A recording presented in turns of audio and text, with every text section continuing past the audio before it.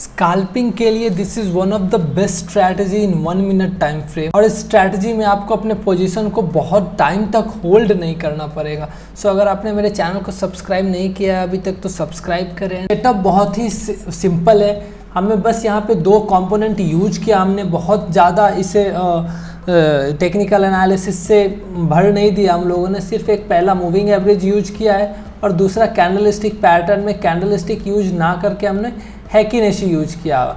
Okay, सो अब rule क्या है हमारा कि जब भी ये करंट प्राइस जो है वो मूविंग शॉर्ट के लिए मूविंग एवरेज 50 के नीचे होना चाहिए। बहुत ही सिंपल है, आप लोग ने भी बहुत सारा मूविंग एवरेज का यूज किया होगा।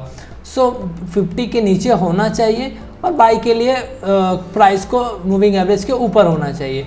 अब दूसरा रूल क्या है कि ये जो आप कैंडल देख रहे हो कंटिन्यूसली 2 कैंडल कंटिन्यूसली इसके नीचे फॉर्म होना चाहिए, मूविंग एवरेज के नीचे। बट सिर्फ यही नहीं होना चाहिए, दोनों कैंडल्स में यहाँ पे विक्स नहीं होने चाहिए। इसको जो टेल्स बोलते हो आप, विक्स बोलते हो या हाई बोल सकते हो, ये सिमिलर होना चाहिए इन द सेंस कि ये ओपन और हाई बाई के लिए, शॉर्ट के लिए ओपन और हाई इक्वल होना चाहिए। ये ओपन और हाई इक्वल होना चाहिए और बाई के लिए ओपन और लो इक्वल होना चाहिए, ऐसा कंडीशन होना चाहिए। ठीक है। सो ये कंडीशन फॉर्म हो गया और मूविंग एवरेज के नीचे है। सो हम लोग नेक्स्ट कैंडल के ओपन पे इस पर्टिकुलर पॉइंट पे शॉर्ट करेंगे। अब बहुत लोगों का ये क्वेश्चन होगा कि हैकिनेशी के प्राइजेस में बहुत ज़्यादा डिफरेंसेस होता है एक्चुअल कैंडल के कंपैरिजन में। तो मैं उनको बताना चाहूँगा कि जी बिल्कुल होता है, बट ये क्योंकि 1 मिनट का टाइम फ्रेम है सो डिफरेंस बहुत ज़्यादा वाइटल नहीं होगा। And that is the reason कि मैंने इसे 1 मिनट के लिए सेलेक्ट क्यों किया है। सो बहुत ज़्यादा चेंजेस नहीं होंगे और यू कैन ट्रेड, बहुत अच्छे से आप ट्रेड कर सकते हो। और इसका जो मिनिमम रिस्क रिवॉर्ड होगा वो 1:3 होगा। अब इस कंडीशन में आपको स्टॉप लॉस कैसे लगाना है वो बता दे रहा हूँ मैं। अगर आपने इस पर्टिकुलर पॉइंट पे बाय किया है तो ये कैंडल हमारा स्टॉप लॉस हो जाएगा।